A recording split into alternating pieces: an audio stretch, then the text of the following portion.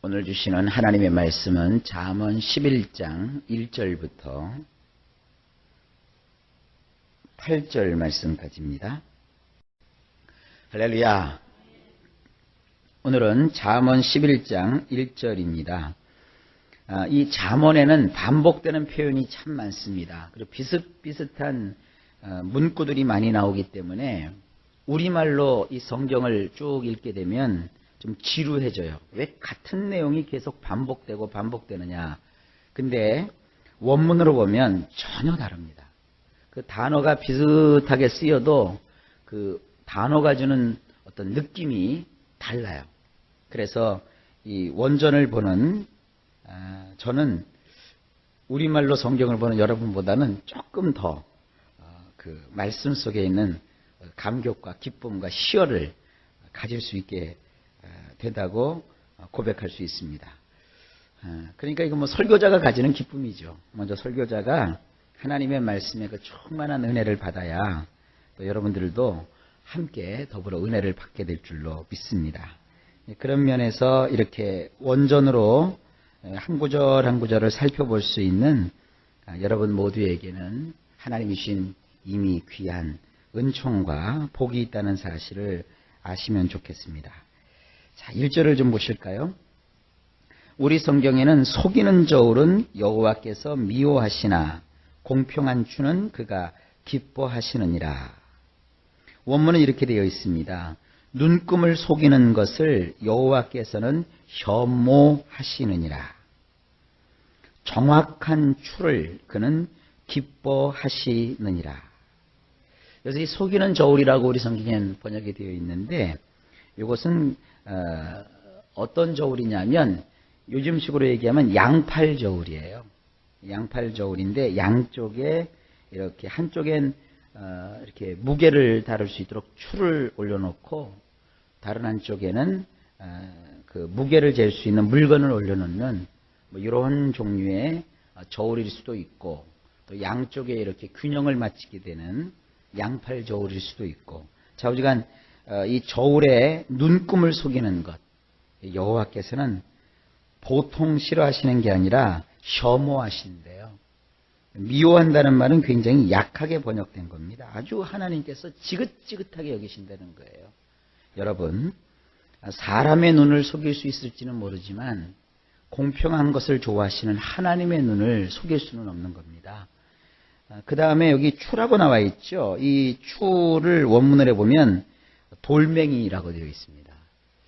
그래서 이 돌멩이를 그냥 보통 우리가 추라고 번역을 해서 쓰는데 이 돌멩이도 무게를 가늠할 수 있는 일종의 측정자이거든요. 이러한 그 도량형을 주님은 정확하게 쓰라는 것입니다. 그럴 때 하나님은 그것을 기뻐하신다는 겁니다. 이것이 우리의 인생에 어떻게 적용이 될까요?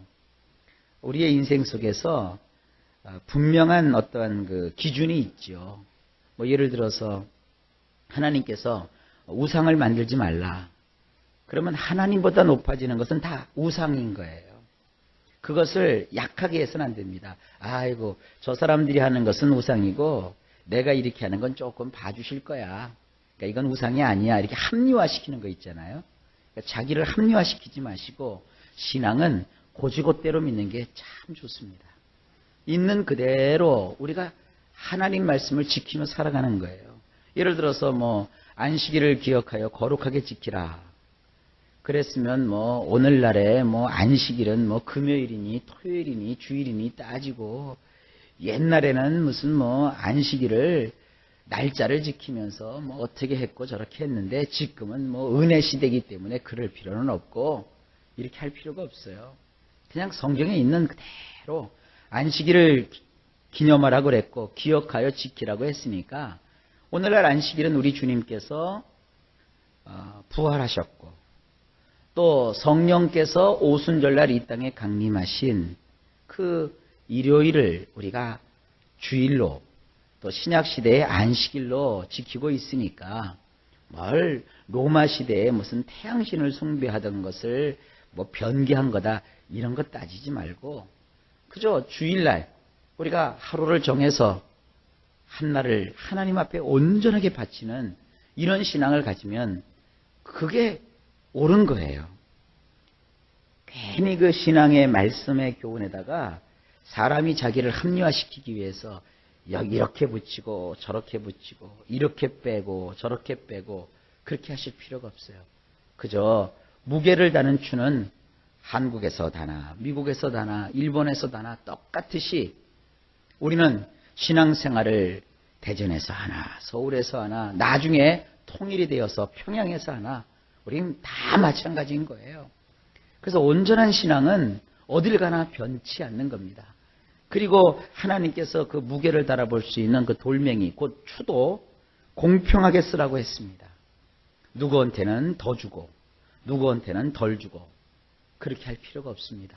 그저 신앙은 원칙이 있으니 그 원칙을 우리가 잘 준수하고 나아가면 하나님께서 기뻐하신다 하는 겁니다. 여러분, 원칙주의자가 되어서는 안 되겠지만 원칙대로 살아가는 자가 꼭 되실 수 있기를 바랍니다. 2절입니다. 교만이 오면 욕도 오거니와 겸손한 자에게는 지혜가 있느니라. 여기서 말하는 이 교만은 우리가 생각하는 것과 조금 다르고요. 겸손도 조금 다릅니다. 원문을 보면 이렇습니다. 오만방자함이 들어오면 불명예도 들어오느니라.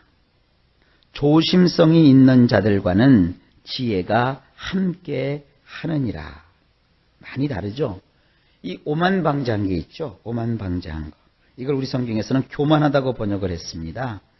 이런 오만방자하면 자기 잘난 맛에 내가 뭐 대단하고 내가 굉장한 것 같지만 오만방자하면 뭐도 같이 오느냐? 불명예도 같이 와요. 그래서 이 불명예라고 하는 것은 수치스러운 일이 있습니다. 반면에 오만방자함 대신에 이 조심성이 있는 것, 이거를 우리 성경은 겸손이라고 표현을 했는데 조심성 있는 것. 조심성 있는 건 뭐냐? 자기를 낮추는 거예요. 이렇게 몸을 도사리면서 조심조심하는 겁니다. 겨울철에 빙판길이 미끄러울 때 가장 나쁜 자세가 뭔지 아십니까? 허리를 쭉 곧쭉 펴고 그리고 앞을 향해서 뚜벅뚜벅 걸어가는 게 제일 위험한 자세예요. 바닥이 얼어서 미끌미끌 거릴 때는 약간 몸을 앞으로 숙이고 그리고 좀 엉거주춤 하면서도 보폭을 짧게 하고 살며시 지려밟고 가면 그게 가장 좋은 자세예요. 여기서 이 조심성이 있는 자세가 바로 그겁니다. 고개를 빡 들어서 오만방자한 게 아니라 이렇게 고개를 낮추고 조심조심 이렇게 나아가는 것. 이게 지혜라는 겁니다. 그러니까 조심하지 않으면 여러분 그 텔레비에서 이렇게 방송 보다가 그냥 아무거나 막 질러요. 그걸 뭐라고 하는지 아세요? 지름병. 그냥 뭐 이렇게 가가지고 무슨 뭐 쇼핑하면서 생각에도 없는 거 그냥 막 사고 이러면 안 돼요. 하나씩 따져보고 또 이렇게 꼼꼼하게 다져보고 또 내 자신을 내 형편을 살피면서 조심조심하는 거. 이게 뭐냐? 이게 지혜입니다. 3절입니다. 정직한 자의 성실은 자기를 인도하거니와 사악한 자의 패역은 자기를 망하게 하느니라. 되게 이런 표현들 때문에 성경 읽으실 때 좀 어려우실 거예요. 여기 좀 어려운 말이 참 많이 나오죠. 뭐 사악, 패역 뭐 이런 게 나오는데 원문은 이렇게 되어 있습니다. 올곧은 자들은 성실함이 그들을 이끌어 가느니라. 믿을 만한 구속이 없는 자들은 그 삐뚤어짐 때문에 자신을 파멸시키느니라. 이 올곧은 사람, 의로운 사람은요, 이 성실함이 있어요. 거꾸로 얘기하면 성실하게 사는 사람에게는 의가 있어요. 여러분 세상을 살아가는데 이 잠언에서는 특별히 성실함을 계속 강조하죠. 성실한 게 뭡니까? 자기가 이렇게 계획을 하고 계획대로 살아가고 또 약속을 하면 그 약속대로 살아가고 서약을 했으면 그 서약을 파기치 않고 그걸 꾸준하게 이루어 가려고 하는 이런 성실함. 이런 사람들을 올곧은 자, 곧 의로운 자라고 하고 있습니다. 근데 좌우지간 이렇게 올곧은 사람들은 그의 그 성실함이 그 사람을 이끌어가고 있어요. 반면에 여기 사악한 자라고 나와 있는데 이것이 뭐냐? 믿을 만한 구석이 하나도 없는 사람. 믿을 수가 없는 사람은 삶 자체도 삐뚤어지게 살아요. 근데 그렇게 혼자만 삐뚤어지게 사는 게 아니라 그 삐뚤어짐으로 인해서 결국은 자기 자신을 파멸시켜버리는 거예요.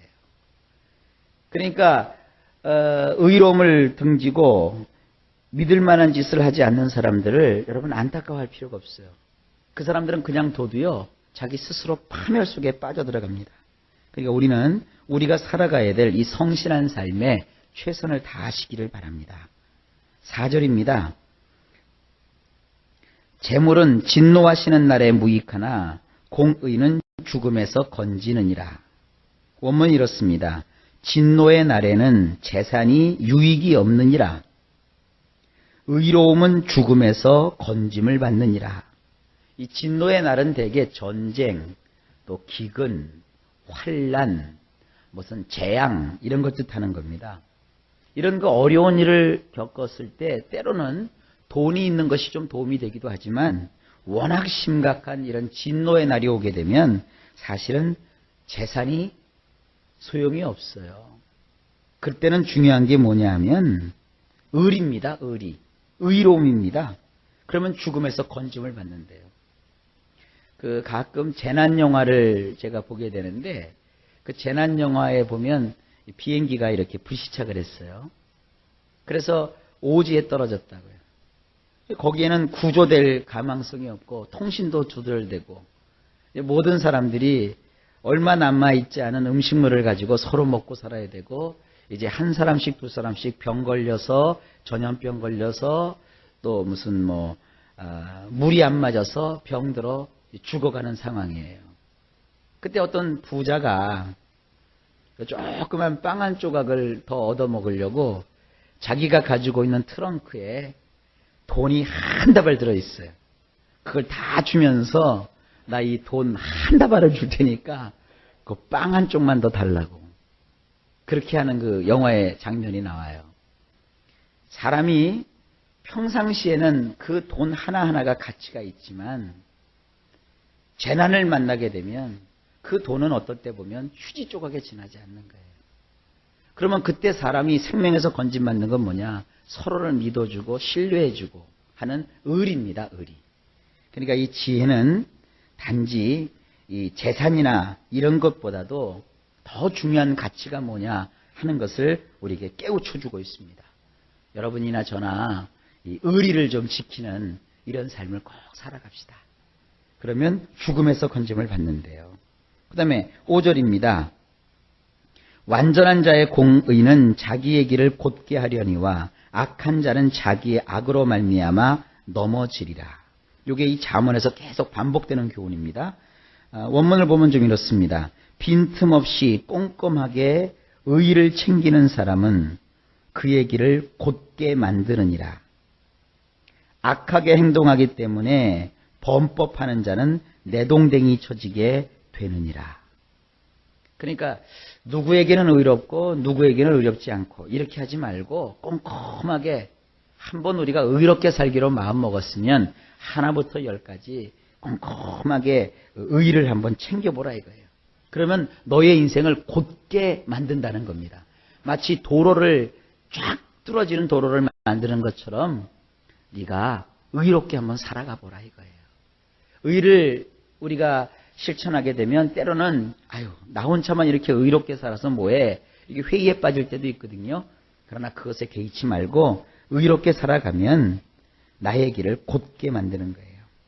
그러나 악하게 행동하기 때문에 이 범법하는 자들은 결국은 내동댕이 쳐지게 되어 있습니다. 순간적인 이익을 위해서 죄를 범치 말고 우리가 끝까지 의롭게 살아가라. 이것이 지혜라는 겁니다. 6절입니다. 정직한 자의 공의는 자기를 건지려니와 사악한 자는 자기의 악에 잡히리라. 원문이 이렇습니다. 의를 행하는 올곧은 자들은 자기들을 구원할 수 있지만 속이는 행동을 하는 자들은 위해를 가하려 하기 때문에 스스로 올무에 잡히게 되느니라. 이것도 원문하고 조금 다른 뉘앙스를 가지고 있죠. 의를 행하고 올곧게 살아가는 사람은요, 자기 자신을 구원으로 이끌 수 있어요.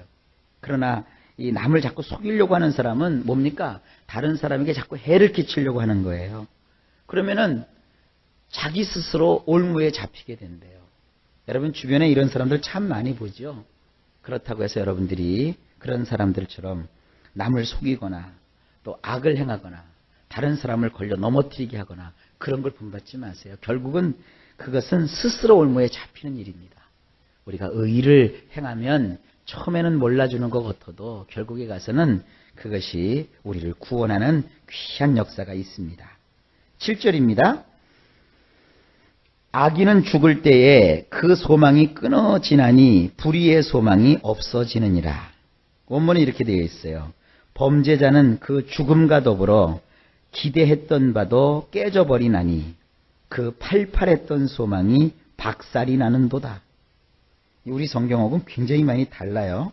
다시 한번 보실까요? 범죄자는 그 죽음과 더불어 기대했던 바도 깨져버리나니 그 팔팔했던 소망이 박살이 나는도다. 악을 도모하고 악을 막 계획하고 악으로 일어서는 사람은요, 결국 그가 그 악으로 이루려고 했던 것이 다 무너져 버리고 깨져 버리고 마는 거예요. 그러니까 여러분 항상 지혜로운 사람은 의를 추구한다는 것을 잊지 마십시오. 마지막으로 8절입니다. 의인은 환난에서 구원을 얻으나 악인은 자기의 길로 가느니라. 이것도 원문 보면 이렇게 되어 있어요. 의로운 사람은 비통함에서 끄집어내어지지만 범죄자는 그를 대신하여 들어가느니라. 자, 여기 비통함이라는 게 있어요. 그런데 의로운 사람이 그 비통함 속에 지금 처해 있어요. 그러니까 하나님께서 이 의로운 사람을 그 비통함에서 어떻게 하시냐? 끄집어내세요. 그러면 그 비어있는 자리에 누구를 집어넣으시느냐? 범죄자를 대신 그 속에다가 집어넣어 버리세요. 그러니까 여기 원문에 보면 들어가고 나가고 이런 상황이 전개가 돼요. 그러니까 의로운 사람은 의를 행하다 보면 때로 슬픔이 있고 고통이 있고 또 마품이 있어요. 근데 하나님 결국 거기서 우리를 끄집어내 주세요. 그리고 악하게 행동한 그 범죄자를 그 속으로 하나님께서 집어넣어 버리세요. 그러니까 이 참 그 지혜의 표현이 아주 재미있습니다. 자, 오늘도 여러 가지 교훈들이 나왔죠. 적어도 8가지 정도 되는 교훈들을 우리가 받았습니다. 이걸 다 기억은 할 수 없겠지만 이미 여러분들이 이걸 들었기 때문에 하나님이 순간순간 필요할 때마다 생각나게 하신 은혜를 주실 겁니다. 자, 오늘도 하루가 시작되었습니다. 일마다 때마다 주께서 평강을 주시고 여러분이 행하는 모든 일에 형통하게 되시기를 예수님의 이름으로 간절히 축복합니다.